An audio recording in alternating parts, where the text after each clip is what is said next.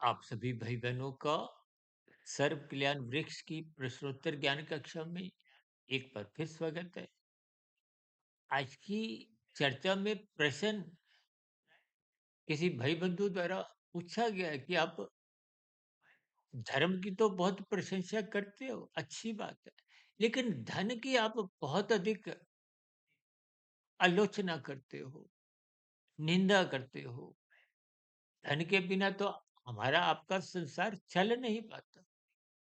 इन्हीं स्थितियों पर ही कुछ चर्चा को एक दिशा देने जा रहे हैं। देखिए, हम बार-बार कहते हैं, यूँ तो देखिए शास्त्र कहते हैं ना, तमोगुण की निंदा करो। अब तमोगुण का अभिप्राय क्या है? पदार्थों से है। रजोगुण के लिए कहा जाता है उपेक्षा करो और प्रशंसा सतोगुण के लिए कहा गया। देखिए, स्थितियों को तर्कपूर्वक आप समझो। पदार्थों की निंदा नहीं है। निंदा होती तो स्वयं भगवान श्री कृष्ण जी ने आपके हमारे शरीर को रथ की संज्ञा नहीं दी होती। का मेरा शरीर भी तो तामसी है। ये पृथ्वी जल अग्नि वायु आकाश, ये पदार्थ की स्थितियां हैं। धन भी देखिए पदार्थों को ही खरीदता है। ये तो हमने एक बार वीडियो बनाई थी कि धन को पकड़ते पकड़ते पकड़ते पकड़ते धन ही पकड़ में आता है, शेष सब कुछ छूट जाता है। अब इनके भी अर्थ भावार्थ आपको समझने होंगे। देखिए, आप और हम अपने जीवन के 20 22 25 वर्ष भौतिक शिक्षा में लगाते हैं। मैंने भी लगाए और मैंने तो देखिए अर्थशास्त्र में ही एक विशेष पढ़ाई की, यानी कि बीए ऑनर्स इन इकोनॉमिक्स। अक्सर आपने मेरे कहीं जीवन परिचय में पढ़ा भी होगा। लेकिन ये सभी स्थितियों के अर्थ समझने होते। देखिए, एक समय तक यूं तो देखिए गर्भाकाल की स्थिति तामसी है, किशोरावस्था आरंभ होने तक की स्थितियां तामसी हैं। तामसी का अभिप्राय उसमें तमोगुण की प्रधानता होती है, रजोगुण की गौणता होती है और सत्वगुण अति गौण स्थिति में। तीनों गुण में बस प्रधान गौण अति गौण की स्थितियां आपको समझनी है। गुण समाप्त नहीं होते, प्रलय काल में भी समाप्त नहीं होते। ते ना, ब्रह्म सत्यम जगत मिथ्या। जगत मिथ्या का अभिप्राय तीन गुणों का जो 23 तत्वों में प्रसारा है। देखिए, तीन गुणों की सम अवस्था को शास्त्रों में प्रकृति कहा गया। जिसको आप और हम प्रकृति कहते हैं, वो तो विकृति है। इस विकृति में ही सतयुग, त्रेता, द्वापर, कलयुग की स्थितियां हैं। इन युगों के प्रवाह को चतुर्युग कहा जाता है। 71 बार चतुर्युग बीतता है तो एक मनवंतर, 14 मनवंतर बीतने पे सृष्टि का कार्यकाल पूर्ण होता है। इन सभी स्थितियों को तर्कपूर्वक समझिए। आपके हमारे जीवन की आवश्यकता है तो धन चाहिए। धन की वैसे निंदा नहीं, निंदा है जब आप धन की ही डुगडुगी बजाते हो दिन रात। देखिए, लाभ के लिए तो शास्त्र भी मना नहीं करते, लाभ के लिए भी तो आप और हम धन ही कमाते हैं। पुरुषार्थ की निंदा नहीं है, लोभ की हल्की हल्की। देखिए, लोभ एक राजसी स्थिति है, भले ही रजोगुण की निंदा नहीं कहा गया, रजोगुण के लिए उपेक्षा कहा गया है। यानी कि अब रजोगुण में ये धन की जो आपकी सोच है, 2 के 4 बनाओ, 4 के 40, 4,000, 4 लाख करोड़ अरब खरब।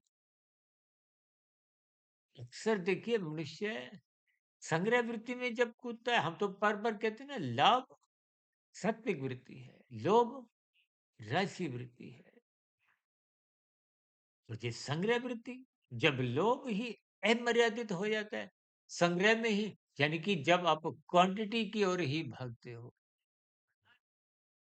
संख्या बढ़ाने पे लग जाते हो, तो फिर जीवन के बाकी शेष स्थितियां कमजोर पड़ने लगती है। बस धन ही धन। इसलिए तो हमने एक वीडियो में नाम ही रखा था कि धन पकड़ते पकड़ते धन तो पकड़ में आ जाता है, लेकिन शेष जिस उद्देश्य के लिए आपको हमें जीवन मिला है, वो उद्देश्य की ओर आप और हम पहुँच नहीं पाते।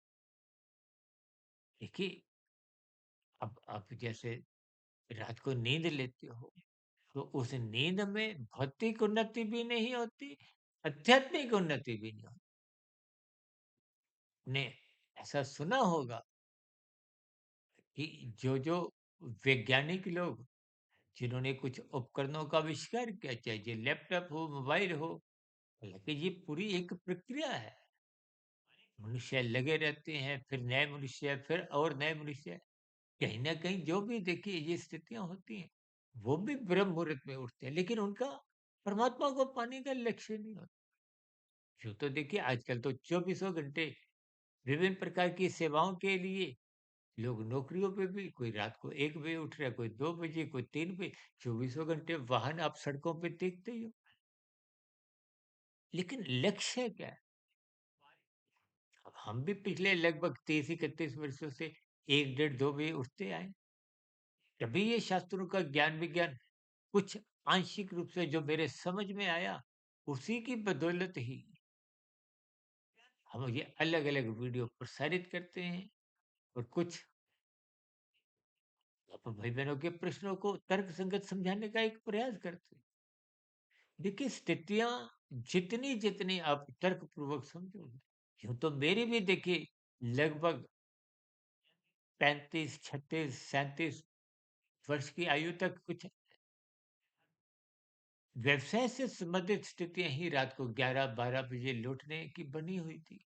लेकिन कुछ परमात्मा की कुछ ऐसी लीला रची कि व्यवसाय में कुछ नुकसानमय स्थितियाँ बनती गई, तो वो परमात्मा के मार्ग की दिशा यूँ तो देखिए कि हमारे कारण शरीर में जैसे-जैसे संस्कार पहले के बने होते हैं, जैसे-जैसे आपने संकल्प किए होते हैं, फिर परमात्मा प्रकृति की संरचना में वैसी-वैसी स्थितियाँ बना देते हैं।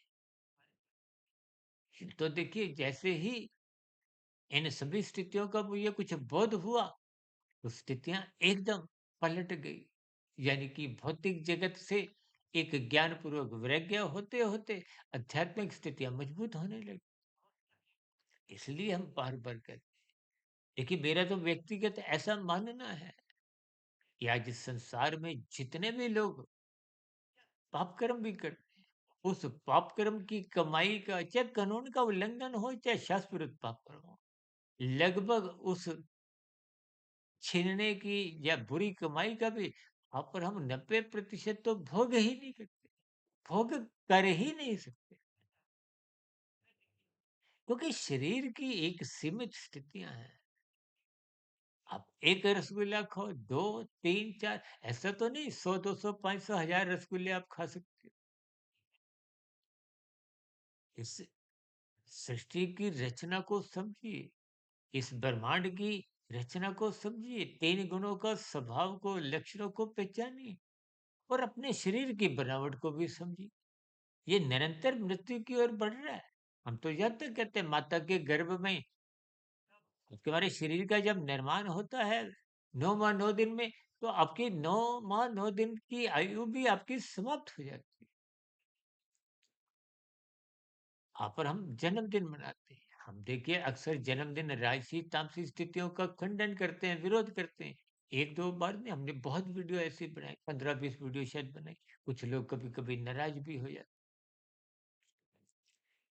स्थितियों को ज्ञानपूर्वक समझना चाहिए। शास्त्र बार-बार एक ही बात दोहराते हैं, तमोगुण, रजोगुण बंधनदायक और इनका स्वयं आपका प्रत्यक्ष अनुभव है। हम तो बार-बार कहते हैं शास्त्रों में तो देखिए एक-एक शब्द बहुत ही नपतुला तुल-तुल के कहा है।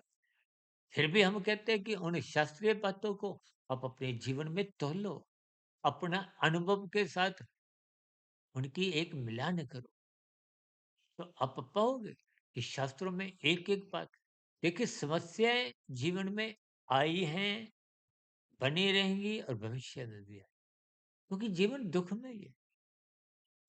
सुख मिनटों के हैं, घंटों के हैं, अधिक से अधिक दिनों के हैं, जबकि दुःख महीनों के, सालों के, जीवन भर बने रहते हैं। इसलिए भगवान श्री कृष्ण जी ने गीता में इस जगत को दुखल्य नाम से संबोधित किया। यानी कि धन उतना ही कमाइए कि आपके मेरे जीवन की व्यक्तिगत स्तर पर, पारिवारिक स्तर पर, संसार के प्रति जो-जो आपकी जवाबदेही है, दायित्व है, उनका आप सुचारू रूप से पालन कर सकें। इतना धन तो कमाइए, लेकिन मात्र धन ही धन में आप अपने जीवन का लक्ष्य भूल जाएँ। अभी कुछ रोज पहले हमने एक प्रश्न पत्र विद्यार्थी और अनिवार्य स्थिति पर एक वीडियो प्रसारित की थी। जैसे आपने विभिन्न परीक्षाएँ दी होंगी ना, तो उसमें कई बार लिखा होता है ना, पहला प्रश्न अनिवार्य है, शेष 15 में से आप 12 प्रश्न कर सकते हो, 3 छोड़ सकते हो या 5 छोड़ सकते हो, कुछ भी एक साधारण स्थिति।